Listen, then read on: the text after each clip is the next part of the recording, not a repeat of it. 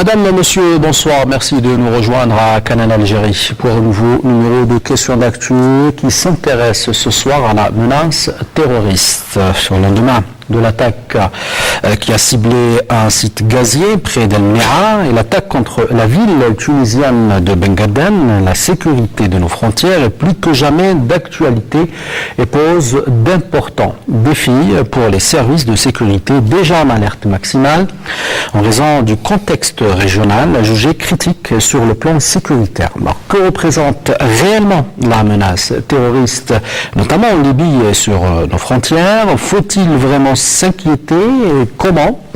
Quel est l'impact d'une intervention étrangère en Libye? Quel doit être le rôle des médias dans le traitement de l'information sécuritaire? Des questions et bien d'autres que nous allons débattre ce soir avec nos invités. Il s'agit sans plus tarder du général-major à la retraite et expert en sécurité, M. Abdelaziz Mjahid. Merci d'être avec nous ce soir. Merci de votre invitation. Également avec nous Kamal Missari, M. Kamal Missari, directeur de publication du Jeune Indépendant. Merci d'être avec nous ce soir. C'est moi qui vous remercie. Et à vos côtés, M. Ahmed Halfawi, chroniqueur de presse. Merci d'être avec nous ce soir. Merci. Alors, la question sécuritaire à nos frontières pose d'importants défis aux services de sécurité. À leur tête, les éléments de l'armée nationale populaire. Régulièrement, les opérations permettent la neutralisation d'éléments dangereux, des trafiquants de tout genre, mais aussi la saisie d'importants lots d'armes. Un sujet signé Hakim Akran, on revient juste après. La dégradation de la situation sécuritaire en Libye, aggravée par une crise politique qui perdure, menace la paix et la stabilité dans toute la région nord-africaine et subsaharienne. Le chaos qui s'est installé en Libye et dans certaines régions du vaste territoire subsaharien est propice à l'implantation de zones de non-droit où active une multitude de groupes terroristes, des trafiquants d'armes, de drogue et de contrebandiers. La détérioration de la situation sécuritaire dans ces régions qui menacent directement les frontières de l'Algérie a obligé l'armée nationale populaire a déployé d'importantes forces pour faire face à toutes les éventualités. Les éléments de l'ANP, dotés d'importants moyens matériels et logistiques, ont également été déployés pour protéger les innombrables sites pétroliers et gaziers éparpillés sur les vastes étendues du Grand Sahara algérien. La sécurisation des frontières et la préservation de l'intégrité territoriale constituent le défi majeur que le commandement de l'armée nationale populaire doit relever avec abnégation et détermination. Les sorties régulières sur le terrain du vice-ministre de la Défense nationale, chef d'état-major de l'armée nationale populaire, le général de corps d'armée Ahmed Gaïd Salah, l'ont mené dans plusieurs zones frontalières sensibles et lui ont permis de suivre la situation des unités implantées tout au long des frontières sud-est du pays, où il a donné des instructions et des orientations visant à maintenir la disponibilité opérationnelle tout en appelant les éléments de l'ANP à davantage de vigilance. Ce que notre région vit actuellement comme trouble et aggravation inédite de la situation sécuritaire augure sans doute d'issues défavorables sur la sécurité et la stabilité des pays de la région, ce qui exige de nous, au sein de l'armée nationale populaire, plus de vigilance afin que l'Algérie puisse demeurer forte face à ses ennemis et que son avenir demeure avec l'aide de Dieu entre les mains de ses fils dévoués, qui veillent sans répit à son édification tout en ayant conscience de sa glorieuse histoire pleine d'enseignements et en appréciant avec gratitude ceux qui l'ont retracé.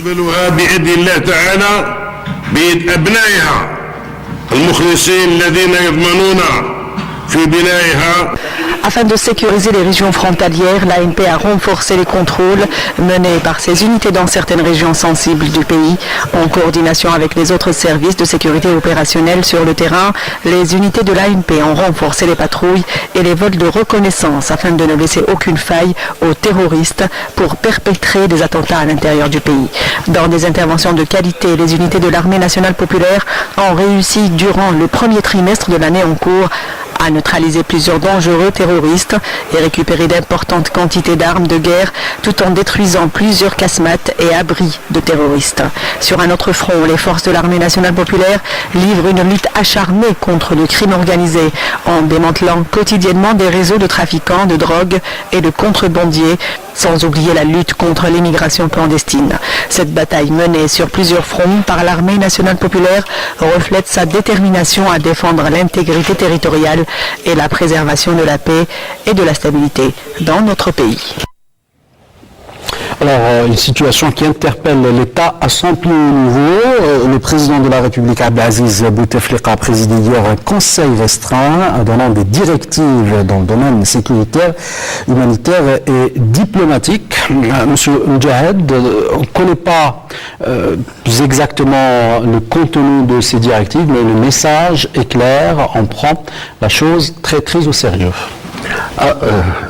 Bien sûr qu'on prend la chose au sérieux, mais vous avez l'évolution de la situation au Moyen-Orient, l'hypothèse de l'intervention en Libye, l'interview de Barack Obama,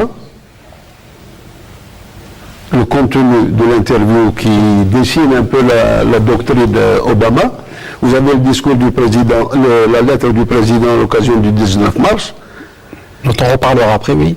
Et la composante, les membres et les participants à cette réunion. On a vu qu'il y avait trois qui représentaient la diplomatie, le directeur de cabinet de la présidence, ancien ambassadeur, vous avez le ministre d'État chargé des affaires étrangères et de la coopération, la Mamra, et Msahel chargé de la Ligue arabe de l'Afrique. Question africaine, oui. Aussi, vous avez deux éléments de la justice. Le ministre de la Justice et le ministre conseiller du président, Taïb Belaïz. Le chef d'état-major de l'armée et le ministre de l'Industrie. Qu'est-ce que ça veut dire? Ça veut dire qu'on a tenu compte de l'évolution de la situation. Comme le terrorisme, c'est un fléau mondial, on ne pense pas, on ne regarde pas uniquement sur notre territoire, on regarde le territoire, l'environnement. On parle de région aussi. D'autant plus qu'on parle de région. Pratiquement de la région. Pas uniquement de la région. On est allé au Moyen-Orient, c'est-à-dire qu'on voit la stratégie américaine. Toute la doctrine Obama, elle est contenue dans son interview. Et on tient compte de ça. Et en plus, on tient compte du terrorisme, des cibles des terroristes. Qu'est-ce qu'ils ciblent? Ils ciblent la partie sensible de l'Algérie, c'est quoi? C'est pratiquement son industrie pétrolière et pétrochimique. Ça, c'est le signal. Ça aussi, c'est une traduction, ça veut dire qu'on est passé d'un un autre stade, des paroles, des avertissements et des slogans, on est passé à l'action. Ce sommet, cette réunion, à mon sens, elle reflète une stratégie préemptive des actions futures. Et c'est pour ça que le président a donné des instructions claires à l'ensemble des concernés, pratiquement toutes les institutions concernées. Alors, Kamel Messari retient aussi la terminologie autour de ce conseil restreint. On parle de la région, ce qui est relativement important. On pourrait penser que l'Algérie s'intéresse aussi à tout ce qui se passe autour d'elle. Elle est obligée de s'y intéresser puisqu'elle est directement impliquée dans ce que ce soit sur le plan diplomatique ou sécuritaire.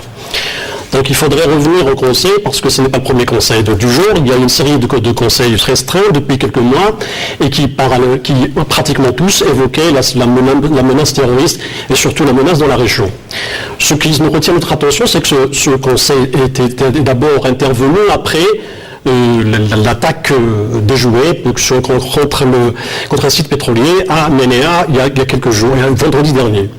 Donc voilà, donc c'est déjà un indicateur que la menace est présente et on touche la nerf vitale de l'économie algérienne qui qui est le gaz et le pétrole, c'est-à-dire les hydrocarbures, dans une conjoncture où nous savons tous que le marché mondial est contrarié par la chute des prix et qui a une incidence directe sur l'économie algérienne, surtout sur une rentrée financière. Une paralysie encore d'un gisement ou d'un site pétrolier aggraverait davantage notre crise et en même temps ferait fuir les compagnies qui sont ici, notamment le personnel. C'est-à-dire que le Conseil, c'est déjà l'aspect sécuritaire, comme l'a dit M. Mdjahed, c'est qu'il y a des diplomates, donc qu'est-ce qu'il faut faire sur le plan diplomatique, parce que en même temps se prépare une intervention militaire qui est en préparation, donc, soit par l'Europe, les Européens, ils sont en train d'attendre que le gouvernement libyen se forme, et soit approuvé plutôt par le Parlement pour qu'ils puissent engager leurs opérations militaires.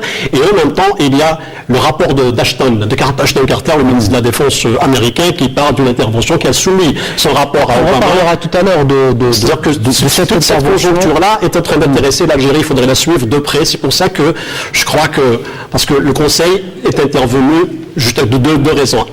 Il y a l'attaque terroriste de la semaine dernière, vendredi dernier, et puis les atermoiements qui se passent dans la région, sans oublier l'attaque contre la ville de Ben Gaden en Tunisie.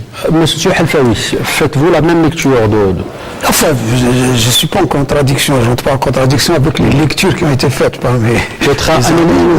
Non, mais en fait, moi j'essaie de sortir un peu de l'événement lui-même, qu'une réunion se tienne au plus haut niveau autour de la question, ça me paraît tout à fait logique. C'est-à-dire, des réunions comme ça, il a dû s'en tenir, il s'en tiendra beaucoup.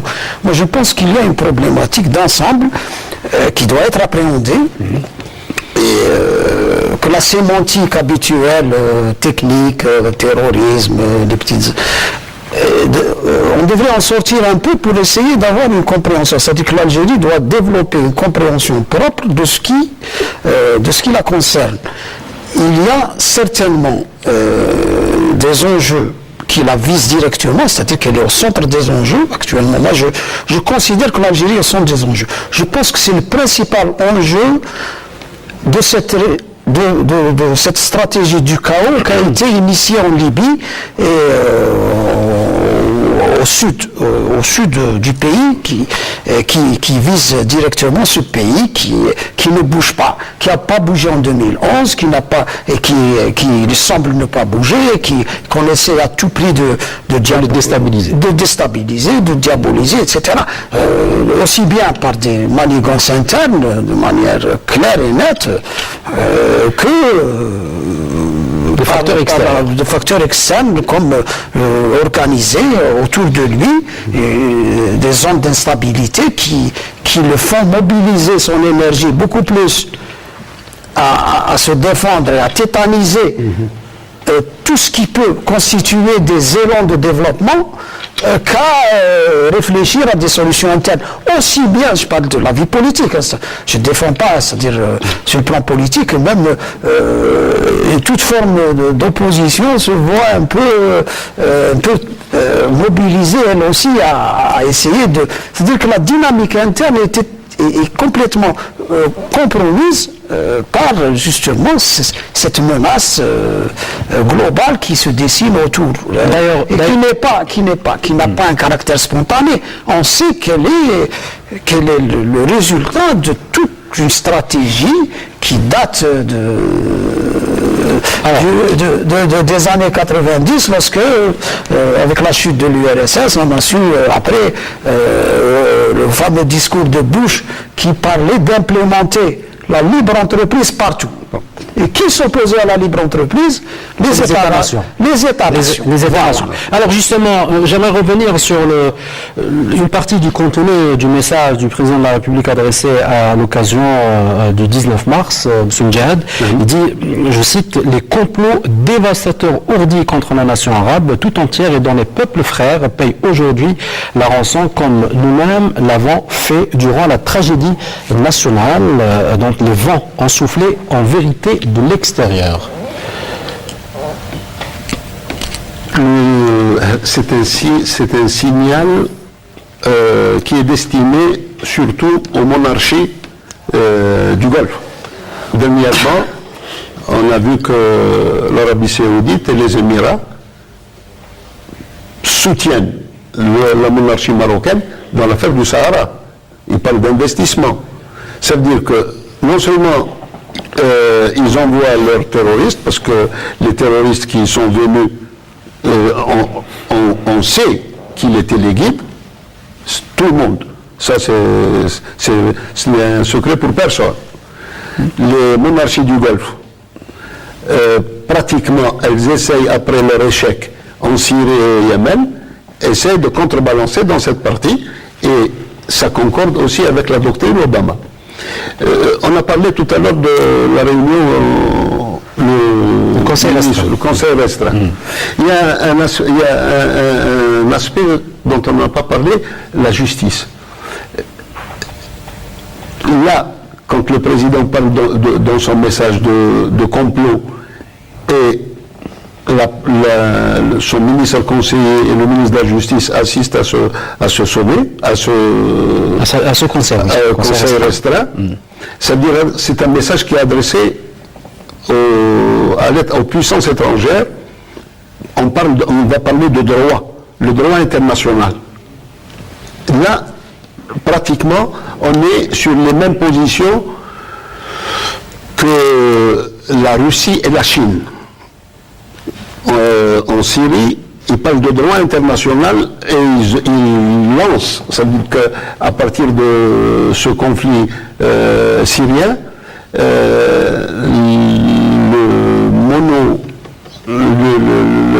la domination US, ils lui ont dit c'est terminé, maintenant, s'il y a une hégémonie, elle sera négociée.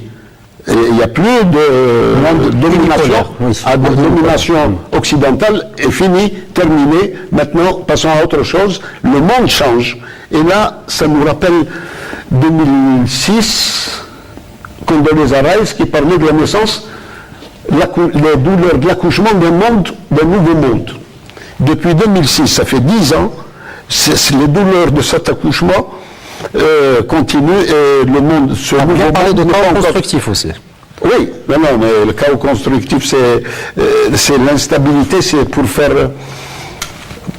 contenir les puissances émergentes, pour les empêcher d'être dans la région. D'ailleurs, c'est pour ça qu'il cible. Qu'est-ce qu'il cible? Il cible l'Afrique, il cible l'Amérique latine et l'Asie. L'Afrique du Nord, elle est déstabilisée. Vous avez l'axe Alger, Abuja et Pretoria qui est brisé avec Boko Haram. Boko Haram au milieu, oui. Et vous avez maintenant les coups d'État soft. Ce qui se passe au Venezuela, ce qui se passe au Brésil aujourd'hui, n'est pas fortuit. Non, c'est pas la question que c'est pas fortuit. C'est orchestré, c'est bien mené. La preuve, la brésilienne, elle est déstabilisée et même Maduro est déstabilisé. Et il les pousse pratiquement vers la sortie. Avec la visite d'Obama à Cuba, il y a quelque chose il y a une préparation, en cours. Avec une préparation en cours. Alors, pour revenir un peu, notamment à l'un des axes principaux de notre thème ce soir, Kamel Mensari, les dernières opérations. Alors, l'une des opérations qui a attiré l'attention des médias et fait soulever beaucoup de questions sur la provenance des armes est celle où les éléments de l'ANP ont saisi des systèmes de missiles Stinger.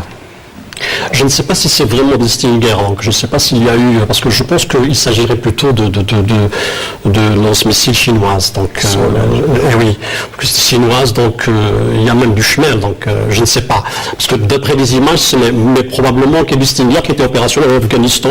Je ne sais pas s'ils sont toujours industrialisés, commercialisés, peut-être que M. le Général nous expliquera ça plus tard. Mais ce n'est pas la première fois qu'on tombe sur ce genre d'armement. Ce qui est utile, ce qui est intéressant à relever, c'est que maintenant, le type d'armement qui est en train d'être saisi permet aux groupes terroristes d'étendre des opérations d'envergure par rapport à ce qui s'est passé à Tegenturin. Je pense que les groupes armés ou les terroristes envisagent une opération qui leur permet une couverture aérienne et au sol pour ne pas tomber dans le même piège qu'ils ont eu, bon, je dirais le même pièce, mais l'erreur qu'ils ont faite, entre guillemets, c'était que ils sont entrés avec des armements légers et des ceintures d'explosifs.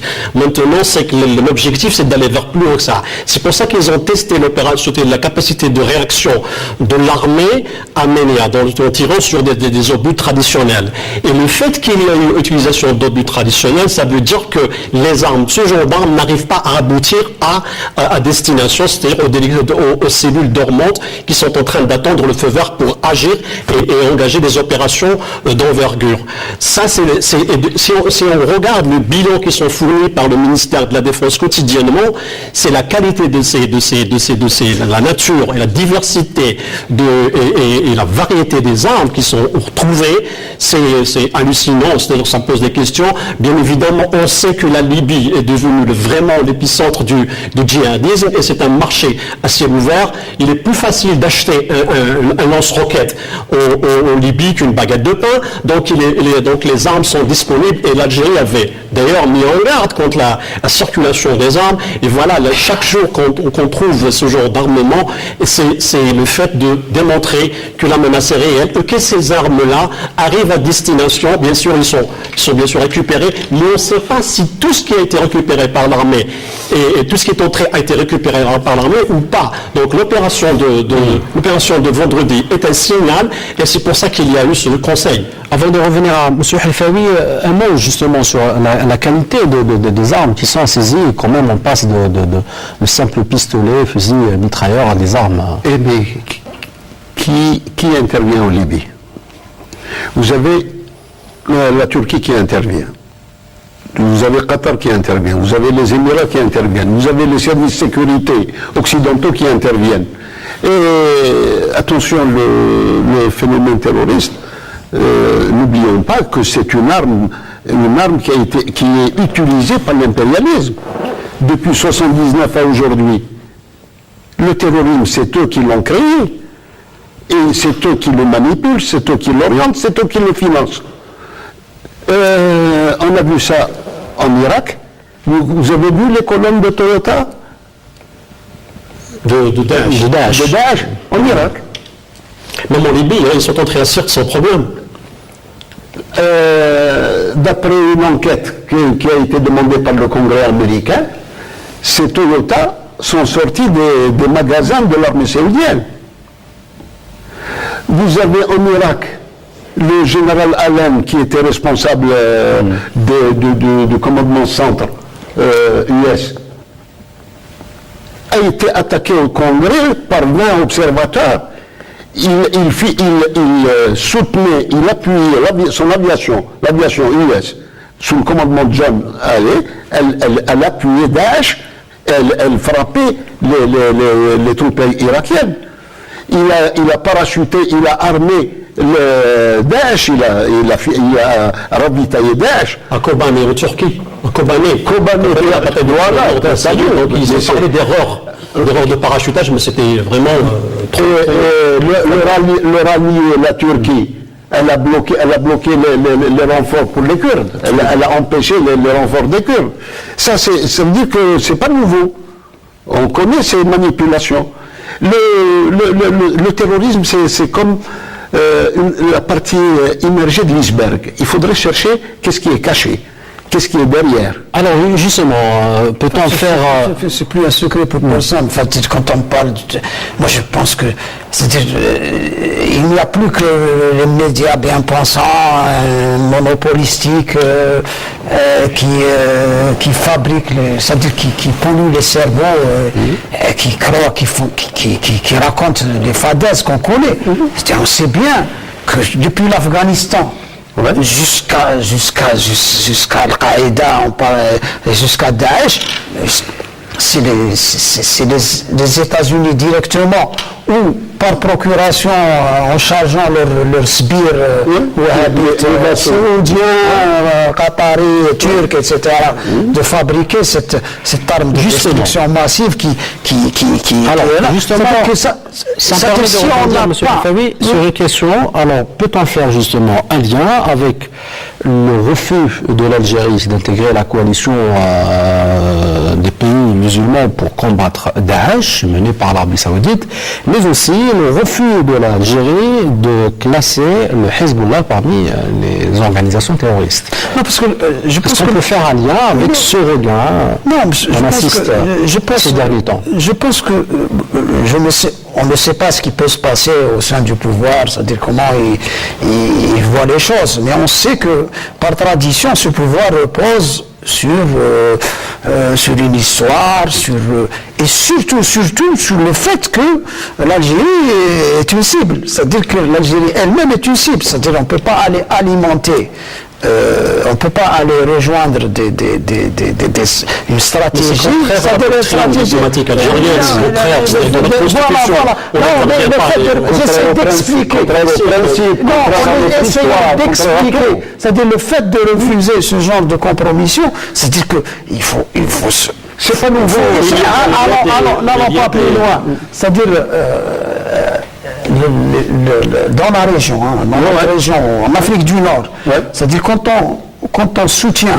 il y a un soutien accordé au Makhzen sur l'affaire du Sahara occidental, c'est-à-dire en tant que sous-impérialisme, tout sous-développé qu'il est, de manière bafoue. C'est-à-dire le seul endroit où on applique les mêmes règles, le seul pays auquel on applique les mêmes règles qu'Israël, c'est le Makhzen. C'est-à-dire il y a une résolution qui date maintenant de 26 ans, je ne sais pas combien de temps, c'est-à-dire qui n'est pas appliquée parce que c'est pas fait pour déranger les Sahraouis. C'est fait pour appuyé par la France. Appuyé par la France. Vendredi au Conseil de sécurité appuyé par la France. Après la visite de Ban Ki-moon qu'on connaît, c'est-à-dire que l'Algérie est un enjeu parce qu'elle dérange et la France-Afrique et la stratégie.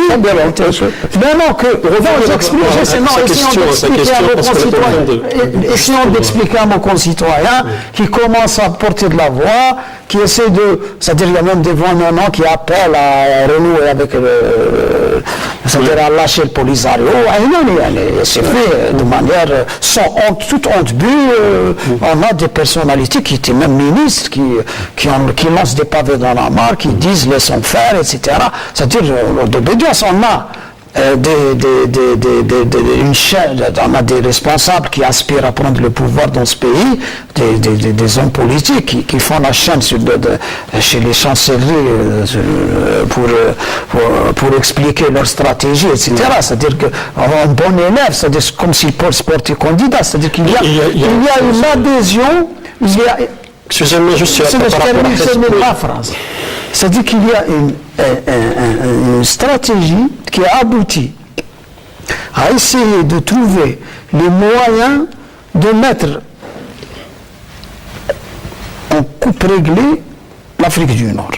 La seule gêne reste ce pouvoir qui continue d'obéir à sa population en termes de parce qu'il est mal c'est le pouvoir qui est mal du peuple. Il continue de défendre certains principes de souveraineté économique dans sa gestion. Non, parce qu'on revient à l'économie qui est déterminante en dernier. Pour ne pas se perdre, monsieur, juste pour c'est-à-dire pour ne pas se perdre des analyses différentes, c'est-à-dire ce que je voudrais revenir à une chose. Il ne faut pas s'attendre de l'Arabie Saoudite qu'elle nous soutienne dans la question de Sahara occidental. Ils ne l'ont jamais fait. C'est un mauvais élève de la diplomatie internationale, on le sait, l'Arabie Saoudite ne fait que commettre des erreurs. Le fait que l'Algérie ne fasse pas, refuse de classer le Hezbollah en tant que terroriste terroriste, parce que le Hezbollah, d'ailleurs, est une extraction et l'émanation de l'accord de Taïf qui a été, comment dirais-je, l'accord de Taïf de 89, qui est sponsorisé et garanti par la communauté internationale, y compris l'Algérie, l'Arabie Saoudite. L'accord s'est déroulé et le Taïf a donné lieu à la traduction de Taïf sur le terrain était l'émergence de courants chiites. Maintenant, ce qui s'est passé, pourquoi l'Arabie Saoudite voudrait que le Hezbollah soit classé par la communauté internationale, y compris par l'ONU, en tant qu'organisation terroriste? Pour la simple et unique raison, c'est que sur le terrain en Syrie, les groupes soutenu par l'Arabie Saoudite. Nous savons que Bandar Ben Sultan s'est ouvertement annoncé par les Saoudiens qui a été derrière la création du Jaish al-Islam. Et Nusra, qui a un siège à Doha, sont soutenus par le Qatar. Il y a Jaish al-Sham également qui est soutenu par tous ces les grosses organisations qui n'ont pas bénéficié de l'accord de cessez-le-feu en Syrie en Syrie vont devenir des organisations ciblées par la communauté internationale parce qu'il y a une résolution 2249, 54 plutôt, qui donne droit à la communauté internationale ou à la coalition internationale de frapper ces organisations. Donc l'Arabie Saoudite voudrait intégrer le Hezbollah. Et là, l'Arabie Saoudite démontre que sa position émane d'un substrat religieux et non pas diplomatique ou bien de justice. Le Hezbollah est intervenu en Syrie à la demande du gouvernement légitime, tout comme la Russie. Il a intervenu sur la demande de Damas. C'est ça là. Mais juste pour revenir un peu à notre sujet. Pardon. Pour revenir un peu à notre sujet. Je sens mon sujet, c'est pas une question. Si vous permettez, rapidement. Pour Hezbollah et pour la position de l'Algérie. La position de l'Algérie n'est pas nouvelle.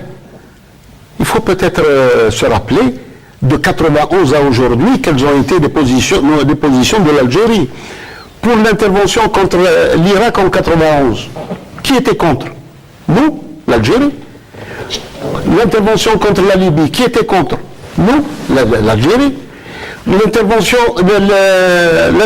en Syrie, qui l'a bloqué et qui l'a saboté, fait avorter, c'est l'Algérie. C'est pas nouveau. Pourquoi ces positions-là? C'est pas parce qu'on veut contrer ces gens-là. Pour nous, c'est clair, mais malheureusement, on ne le dit pas assez et on ne l'affiche pas. Et il faudrait qu'on apporte les éclairages. Pourquoi on est contre ces positions? Parce qu'elles ne servent pas la cause ni de l'Irak, ni de la Libye, ni de la Syrie, ni du monde arabe. Ni de la puissance. Bien sûr, comme ils ont été créés pour servir. Et ils ont toujours servi et ils continuent à servir. Pour Hezbollah, pourquoi on était contre? Premièrement, c'est un mouvement de résistance. C'est la seule et un mouvement politique aussi qui siège au gouvernement. C'est la seule force qui a réussi à libérer son territoire. La seule force arabe qui a libéré son territoire par la force. Les Israéliens ont fui. En 2006, oui. Premièrement. Non, 2000. 2000, ou la guerre de 2006 aussi. Oui, 2000, ils ont libéré en 2000. Et la guerre a continué jusqu'en 2006. Ça, c'est une première. La seconde, jusqu'à il n'y a pas longtemps, le seul qui considérait Hezbollah comme organisation terroriste, c'était Israël. Pensez-vous que l'Algérie va adopter la position d'Israël? Bon, que les Saoudiens adoptent cette position, ça, ils sont nés pour ça. On ne demande pas ça à l'Algérie. Alors, la Tunisie, théâtre de plusieurs attentats terroristes, surtout le dernier en date s'est déroulé à Ben Garden, où Daesh a été repoussé par l'armée tunisienne, la Tunisie sur laquelle pèse lourdement la crise libyenne aussi. Un sujet, un commentaire de Nabil Kitouni, on revient juste après. Un nouveau schéma stratégique. L'attaque de Ben Garden dans l'extrême sud-est tunisien augure une approche différente de celle des 3 précédentes actions terroristes. En 2015, en l'espace de 9 mois, 3 opérations ont endeuillé la Tunisie. Maintenant, observons de plus près le déroulement de ces actions. À quelques jours seulement du début du printemps, une saison inscrite à jamais dans le calendrier politique de ce pays, c'est un vent de terreur qui souffle sur la Tunisie. Nous sommes le 18 mars. La cible, le musée du Bardo. L'attaque a fait 22 morts. Au total, 21 touristes étrangers. Le 26 juin de la même année, c'est au tour d'un hôtel près de Sousse de faire la une des médias. Ici, le bilan est de 38 victimes et la majorité des ressortissants sont britanniques. 5 mois plus tard, le 24 novembre, le pays fait face à un attentat suicide. En plein cœur de Tunis, une bombe a fait exploser un bus de la garde présidentielle. 12 personnes ont trouvé la mort. Ce qui relie toutes ces attaques, une signature, le groupe terroriste autoproclamé État islamique. D'ailleurs, celui-ci n'a pas manqué de revendiquer toutes les opérations. Comme à l'accoutumée, le groupe appelé communément Daesh cherche à frapper fort les esprits. Premièrement, le degré de violence n'a pas de limite. Deuxièmement, les lieux sont différents pour chaque action terroriste. Troisièmement, aucune nationalité n'est épargnée, au contraire. Un an plus tard, c'est une autre phase. On n'est plus dans l'énumération des attentats ou attaques ciblées sur les personnes et autres infrastructures. Place maintenant à l'offensive territoriale, à l'attaque transfrontalière. L'objectif ici, c'est l'occupation du terrain. Daesh avait l'intention de prendre ancrage dans une ville tout entière. L'attaque de Ben Gardan en est l'exemple type. Le 7 mars dernier, à la grande surprise générale, plusieurs bâtiments des forces de l'ordre ont été pris d'assaut par les éléments du groupe autoproclamé État islamique. 13 membres des forces de sécurité ainsi que 7 civils ont trouvé la mort. Du côté des terroristes, 49 ont été tués. Même si Daesh a connu un sérieux revers dans sa tentative de vouloir faire de la région de Ben Gardan une base arrière, rien ne dit qu'il n'essaiera pas de nouveau ce genre d'opération. D'autant plus que la frontière libyenne pose un véritable problème dans la lutte antiterroriste. Pas seulement la frontière, 5 ans de turbulences politiques, de conflits armés entre factions rivales qui ont eu pour résultat la division du pouvoir. L'un installé à l'ouest et l'autre à l'est. Entre Tripoli et Tobrouk, rien ne va plus. Le chaos a fait de la Libye l'Eldorado des groupes à courant radical, dont Daesh. Le pays voisin est devenu l'épicentre des opérations terroristes, des opérations exportées jusqu'en Tunisie. Pas seulement. Tel un fleuve qui se déverse en mer, la situation libyenne a contaminé le Sahel, Mali, Niger, pour ne citer que ces 2 pays. Normal, la Libye est devenue un marché de l'armement à ciel ouvert. La difficulté de sécuriser des milliers de kilomètres faisant office de frontières. Ajoutez à cela les guerres tribales. Autant de paramètres facilitant diverses actions terroristes. Il ne faut pas oublier les serments d'allégeance de certains groupes terroristes à Daesh, comme Boko Haram, qui constituent une rampe de lancement pour des opérations au-delà du Sahel, Cameroun, Côte d'Ivoire. La question que l'on doit se poser est la suivante. Quels sont les moyens efficaces à mettre en œuvre afin d'obtenir les résultats escomptés? Les instances internationales et régionales peinent à trouver des solutions. De plus, l'incertitude politique et la crise économique prévalente dans certains pays africains constituent un terrain propice à toute action terroriste. Une nébuleuse qui se nourrit de toute faiblesse humaine et structurelle. Dans cette, Monsieur Halfani aussi, dans cette géopolitique de la déstabilisation, comme l'appellent certains, il y a aussi le rôle des grandes puissances qui ont dissous la Libye, il faut le dire tout simplement, après les attaques aériennes de l'OTAN. Aujourd'hui, on appelle à une intervention étrangère que refusent tous les pays limitrophes. Et justement, il y a le spectacle, ce qui s'offre à nos yeux, et puis il y a les tireurs de ficelles. C'est-à-dire tout à l'heure, le général parlait des colonnes de Toyota qui se baladaient en plein désert. À l'époque, il fallait des maquis pour se cacher, et qui se baladaient en plein truc en Irak. Et puis, il y a des armes qui se baladent un peu partout, des Stingers. Moi, je pense que c'est des Stingers, même si c'est pas des Stingers qui ont servi à faire basculer le rapport de force en Afghanistan. On se rappelle, la suprématie aérienne des soviétiques à l'époque a été battue en brèche par les Stingers. C'est-à-dire qu'ils sont des flots d'armes qui circulent, et puis ces puissances qui ne laisseraient pas passer un pauvre malheureux demandeur de visa et qui laisse se balader dans la nature des deux. C'est-à-dire que ces tireurs de ficelles, je pense qu'ils ont des objectifs, c'est semer le chaos. C'est un investissement à moyen et long terme, ce qui leur permet de s'implémenter. Ils viennent de promouvoir la Tunisie il n'y a pas longtemps, à travers le nouveau président issu du régime déchu par la révolution, entre guillemets. Un partenaire majeur de l'OTAN. La pauvre Tunisie, membre majeur de l'OTAN. Un partenaire majeur, non membre de l'OTAN. Ça équivaut à quoi? C'est-à-dire que ça ouvre les perspectives. Ils ont déjà des bases au Maroc pour leurs drones. Ils vont s'installer en Tunisie. Et l'enjeu est clair. Et si on ne se rend pas compte que l'Algérie est au centre des enjeux de la région et de l'Afrique, ça veut dire qu'on a une cécité, c'est-à-dire qu'on est dans une cécité totale. Il y a un enjeu terrible. Tous les Surés, toutes les Simagrées, ne servira diplomatique, etc.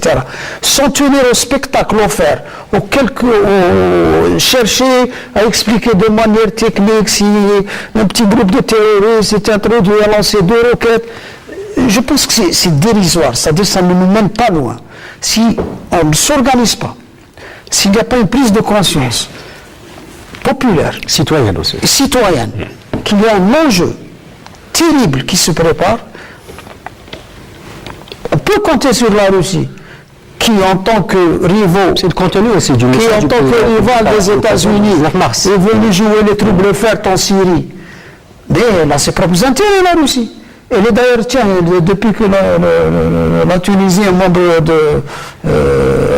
partenaire majeur de l'OTAN, la Russie propose ses services à la Tunisie pour contrecarrer Mais concrètement, quel est juste le danger, l'impact d'une intervention étrangère dans un pays comme la Libye Non, ça sur le décide- plan- notamment sur le plan technique, monsieur le Ça dit, s'ils interviennent, c'est dans le cadre d'une stratégie de mise sous tutelle militaire de la région. Non, mais sur le plan technique, on posera la question à M. Mdjad. Premièrement, il faut toujours chercher le but de la guerre. Pourquoi ils interviennent en Libye? Ils interviennent en Libye parce que déjà, ils ont la crise des réfugiés. Ils ont le problème, la crise interne. Ils ont la montée de l'extrême droite chez eux. Ils détournent l'attention vers la Libye. 1. 2. Ils contiennent les puissances émergentes qui leur sont opposées. Ils ont leur stratégie est claire et Obama l'annonce. Soit coopter, soit contenir, soit empêcher. C'est clair, il dit à ces gens-là, soit vous venez avec nous, soit on vous contient, vous restez là où vous êtes. Si vous tentez quelque chose, on est là pour vous briser les Pas reins. l'irakienne, tout simplement. Vous oubliez un élément général. Pardon. Le contrôle des puits de pétrole. Contrôle des voies de communication, le contrôle des richesses, le contrôle de tout. Oui, bien sûr. Et empêcher toute solution alternative à leur propre stratégie. Mais c'est que vous avez dit tout à l'heure la stratégie du chaos. Mais c'est ce qu'ils veulent, provoquer Nous sommes déjà dans le chaos. Il y a plus que ça. Nous sommes déjà dans le un chaos. plus. Nous sommes dans le chaos déjà. non? Non, ils veulent un plus, parce qu'en Libye, ils ont le pétrole, les compagnies pétrolières. Elles sont là, elles sont protégées par les Occidentaux. Les services britanniques, français et américains sont là-bas. Ils protègent. Le pétrole, ça fonctionne, ça marche. Qu'est-ce qui Tout à fait, il y a reste? des puits qui ne fonctionnent pas, donc surtout à Barqa. À tous la production a vraiment baissé. Elle a baissé, mais le Ce n'est pas le sous-menace, quota, c'est pas le quota de libyen. Donc. ça dit sans présence. Mon cher Il y a eu ami, des attaques moi je ne parle pas du contre les quota libyen, moi je parle des compagnies étrangères, leur quota il fonctionne, il marche, il continue à fonctionner. Des sous-menaces. Sous menace. Qu'est-ce qu'ils cherchent en Libye? Ils cherchent à s'installer. D'ailleurs, depuis 1979 à aujourd'hui, les bases étrangères sont toujours là où intervient, c'est-à-dire pratiquement là où vous avez du terrorisme, il est suivi d'une intervention étrangère, installation de base. Ça veut dire que le Grand Moyen-Orient, il s'installe. Il continue. Et quel est l'impact sur l'Algérie en cas d'intervention militaire étrangère en Libye? Eh bien, s'ils sont à vos frontières, imaginez, les réfugiés, le reflux des terroristes chez vous, ça veut dire que vous allez être la prochaine étape, la prochaine cible après la Libye. Qu'est-ce qui va rester? Vous resterez tout seul. Il y a autre chose. Vous allez être isolé. Si la Libye tombe entre leurs mains, Elle est tombée dans les mains actuellement. Elle est entre leurs mains. Il y a il n'y a plus d'État. Il n'y a plus d'État en Libye. Il n'y a pas de souveraineté en Libye. il y a quand même, s'ils veulent intervenir en Libye, c'est qu'ils n'ont pas encore atteint leur objectif. Mais si, il y a le chaos. Il y a autre chose aussi. Dans ce cas-là, Il y a une guerre en Libye. pourquoi ils cherchent l'intervention? Ce qu'on essaie de comprendre. il y a deux choses. Il faudrait revenir à 1986. Les Américains ont toujours dit que la Libye leur revenait. Surtout après la mort de Christopher Stevens en 2012, ils ont juré de punir les groupes qui étaient derrière son assassinat, qui sont Ansar Sharia. Et maintenant, on parle de Daesh parce qu'il y a une résolution internationale qui leur donne ce droit. Les Américains, ce qu'ils sont en train de faire, au lieu d'aider le gouvernement reconnu internationalement, celui qui a été désigné, et que laisser le Parlement le reconnaître et l'approuver pour qu'il entame son travail et va vers la réconciliation interlibérienne, ils sont en train d'exacerber la situation avec les frappes. La frappe de Sabrata, c'est elle qui a conduit à l'affaire de Ben Gurdon. C'est-à-dire, au lieu de laisser le général Haftar, qui est l'allié des États-Unis, à empêcher, ce sont ces éléments qui ont empêché la tenue de la séance du Parlement pour qu'il puisse l'adopter. Et maintenant, qu'est-ce qui s'est passé? Le Conseil des présidentiels est en train rapprouver le gouvernement, mais ça n'a abouti à rien. C'est-à-dire que la situation actuelle est en train d'exacerber. Et en plus, l'Union européenne est en train d'attendre que ce gouvernement se mette en place pour qu'ils interviennent les trois pays qui veulent intervenir, la France, l'Italie et les États-Unis. Tous les trois attendent d'intervenir. Les deux premiers, l'Italie et la France sur la Coupe européenne, et les États-Unis en solo. Mais il y a autre chose aussi. Une guerre dans la région, c'est quoi? C'est un désastre économique pour un pays comme le nôtre. C'est-à-dire que la région devient en état de guerre, c'est-à-dire les moyens de transport seront recontrôlés, il y aura l'acheminement des marchandises seront contrôlés, c'est-à-dire que la région, une fois qu'elle tombe dans une guerre, on deviendra comme en 86. Nous étions dans une crise en 86, il y a eu les frappes contre la Libye, notre crise s'est exacerbée. Et en plus, s'il y a une attaque militaire, s'il y a une intervention militaire comme nous l'avons, certes, il va y avoir un repli des terroristes. Et à ce moment-là, l'effort de guerre algérien doublera, sinon quintuplera. Et si on n'a pas, si la situation économique ne se redresse pas, donc tous nos efforts et peut-être même nos efforts de guerre et notre argent ira dans l'effort de guerre. Et ça, c'est ce qui est dangereux. C'est pour ça que le président de la République parle de prise de conscience et que les Algériens doivent faire attention à ce complot. Voilà où nous allons. Et en plus de ça, c'est vrai qu'il y a des attaques par-ci, par-là, mais c'est pas ça le plus dangereux.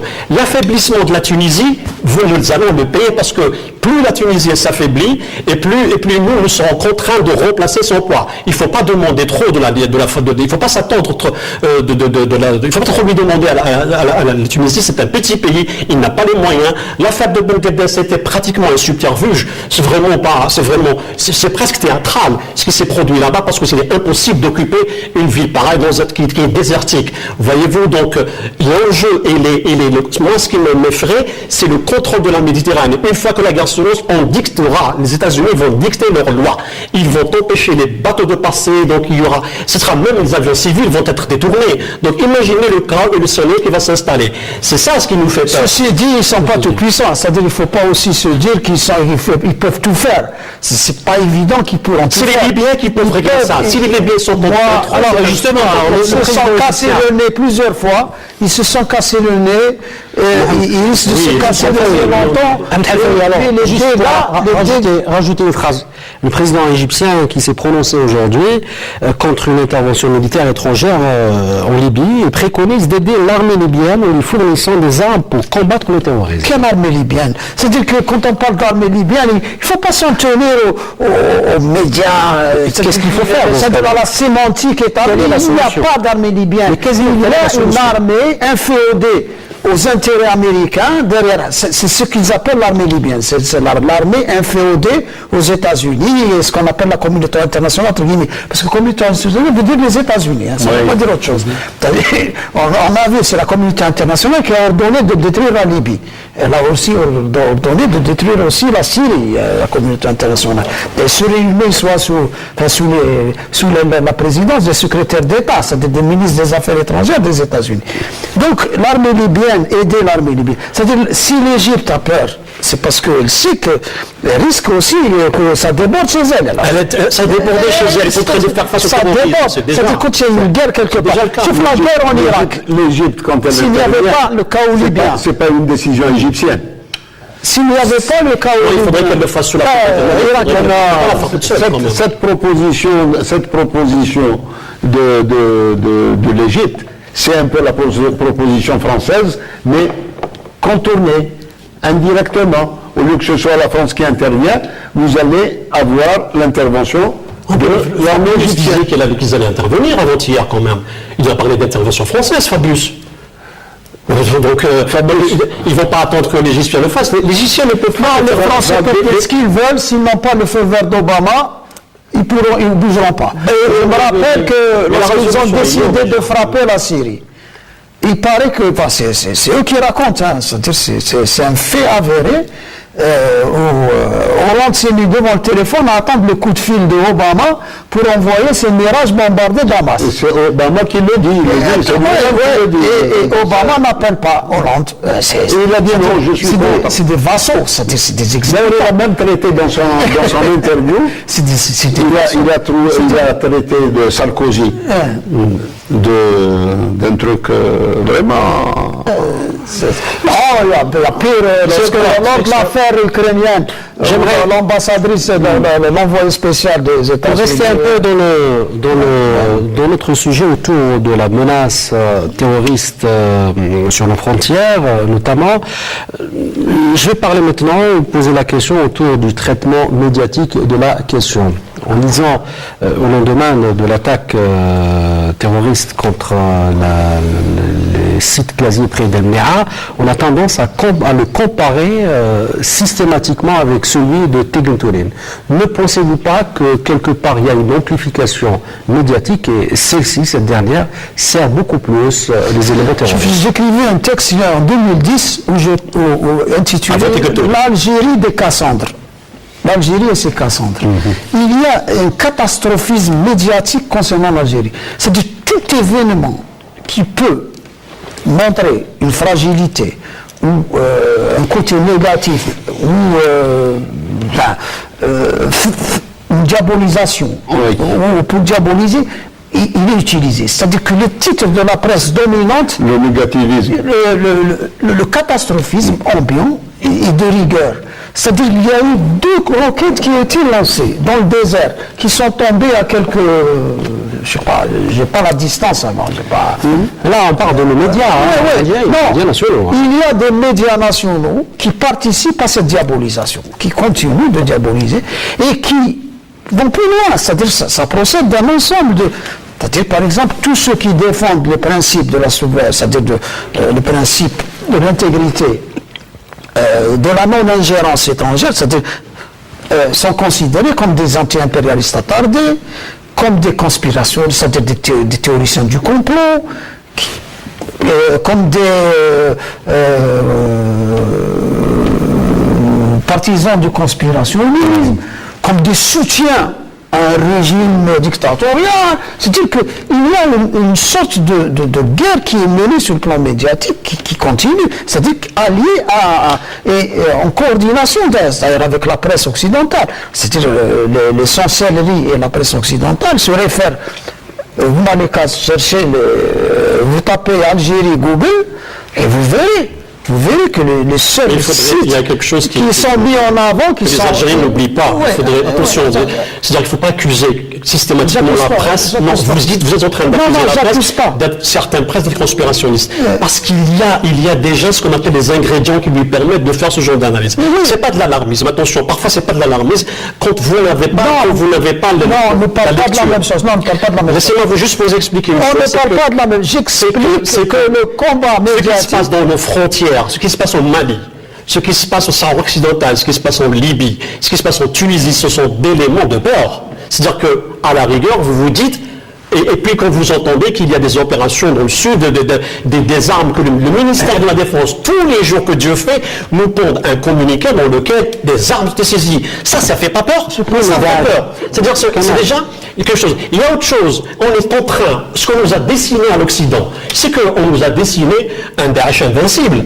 On est en train de nous dire qu'il est impossible de battre Daesh, de combattre Daesh par les frappes aériennes. On est en train de vouloir que l'Algérie s'intègre à la coalition internationale anti-impérialiste. C'est-à-dire on essaie d'obliger l'armée algérienne à aller intervenir au Mali. Non, mais c'est ça l'objectif. Elle ne fera pas. Derrière la dramatisation, derrière la diabolisation C'est une armée populaire, c'est une armée populaire, extraction populaire, elle ne le fera pas. Si elle n'a pas le veto du peuple, elle ne le fera pas. L'armée, l'extraction du peuple, elle ne le fera pas. C'est-à-dire, en plus de notre constitution, on ne peut pas le faire. C'est pour ça que je vous dis que ceux qui sont alarmistes, ils ont certains ingrédients qui leur permettent. Et en plus de ça, comme je vous ai dit, tous les jours, il y a des armes qui sont récupérées. Ça veut dire que la menace... Et la plus grande opération qui a été faite, c'est pas celle d'aujourd'hui, c'est celle qui s'est passée en décembre 2014, où 14 terroristes ont été abattus, éliminés à Bodj Bati Mokhtar pendant 3 jours. Ça a été vraiment une opération qui nous a inquiétés. C'est-à-dire que ces gens-là sont entrés, nous en tant que journalistes, nous avons inquiétés par là. Et tous les jours, il y a des terroristes qui sont arrêtés, ceux qui sont... Moi, je poserai ma question autrement. C'est une question que j'ai trouvée, j'ai lu, je crois aujourd'hui, sur un site électronique, je la reprends telle quelle, la dernière attaque terroriste contre un site gazier dans le sud du pays devrait-elle profiter d'une couverture médiatique aussi importante que même ça? Premièrement, quel est je vais vous dire, vous avez 167 journaux, vous avez des sites électroniques et vous avez des quarantaines de chaînes. Et vous croyez que c'est normal, si tout le monde il écrit une ligne, une image ou comment dirais-je, un petit bulletin, ça fait beaucoup. Moi je pense qu'il y a le bruit et il y a l'écho. Et en plus, voilà. Et en plus de ça, c'est vendredi. Est-ce que le bruit, est-ce que l'écho correspond au bruit? La question, moi je pense que c'est une information donnée par le ministère de la Défense. C'est une information donnée par le ministère de la Défense. On laisse M. Diaz parler. Kamal, en tant que journaliste, tu dois attirer notre attention que les médias, c'est une arme stratégique. Partout. C'est une arme stratégique, surtout entre les mains des terroristes. Lui, il fait une action. Et le bruit que ça fait... Avec de Habar. Mais on a vécu ça dans les années 90. Mais on a vécu ça dans les années 90. Quand un terroriste, il cherchait les calme-toi, mets le doigt sur le problème. Il y a quelqu'un qui disait que l'information est une chose très assez sérieuse pour ne pas la laisser entre les mains des journalistes. Je sais pas. Allez-y, M. Mjad. Vous êtes journaliste, vous, non? Ya Kamal. Oui, mon frère. Le niveau de connaissance du problème et le niveau de conscience du journaliste. Moi, je me souviens de la rédactrice en chef du Washington Post. Elle le possédait, Catherine, je ne sais pas comment. Elle disait, c'était son journal,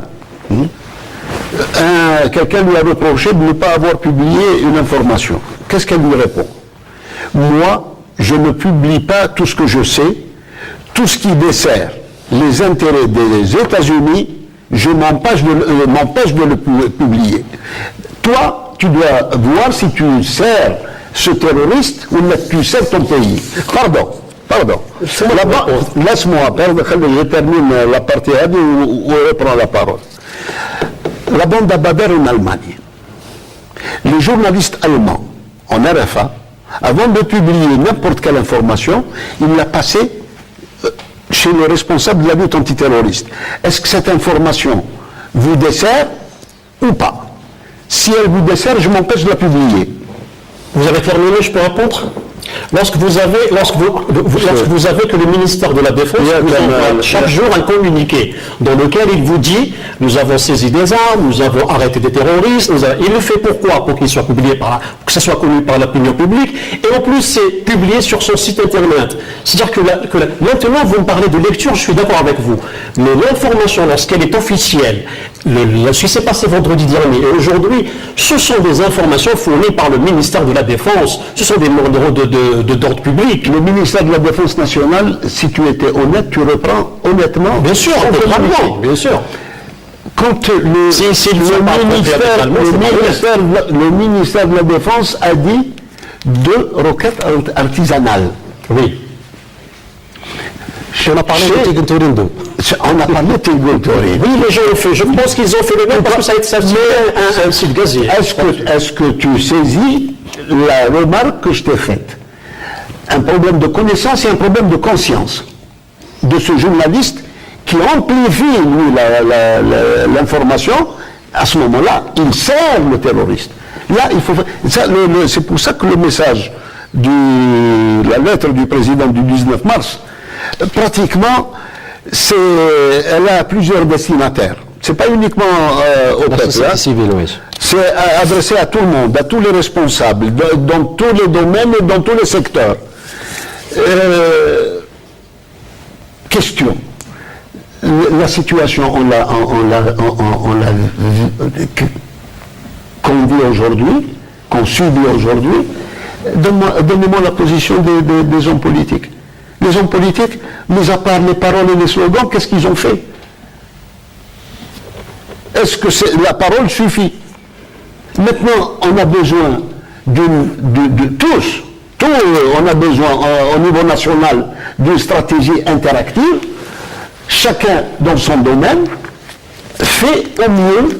Alors, les institutions, les partis, les associations, le citoyen, les médias, tout le monde doit faire. Vous êtes en train d'appeler une mobilisation générale. Il y a un défi qui est l'Algérie. Je vous ai écouté, Khalil, je vous réponds. Lorsqu'on a besoin de la société civile, on en a besoin de tout temps. Ce n'est pas un site conjoncturel. Il faudrait bâtir, c'est-à-dire pour ne pas arriver à ce genre de lecture, ni à ce genre de position politique dont vous parlez, qui pour personne n'a rien fait. C'est parce qu'à la base, qu'il n'y a pas eu déjà au sein de la société un consensus qui fait que l'objectif est unique et le même. On n'en fait pas appel à un parti politique lorsqu'il y a simplement un danger. C'est vrai que nous sommes dans un grand danger, mais cette relation-là, il faut la créer depuis des années, et la créer à tous les niveaux, pas simplement parce qu'il y a un danger. Ce n'est pas parce qu'il y a un danger qu'on se rappelle qu'il y a une société civile, qu'il y a des partis politiques. Et autre chose, vous avez parlé de manipulation des médias. Parfois, ces médias-là sont proches du pouvoir, sont proches des autorités, sont celles qui encensent les autorités, comme s'il y en a celles. Donc il faudrait déjà apprendre aux gens de bien faire leur métier, d'être honnêtes, et en plus de ça, c'est d'avoir l'accès à l'information. C'est un ensemble. Là où je ne suis pas d'accord, Marc, c'est Kamal. Ce qui est bon, hein. Je ne suis pas d'accord, Marc, c'est Kamal, c'est que le patriote n'attend pas. Non, le citoyen patriote n'attend pas. Monsieur il n'attend pas.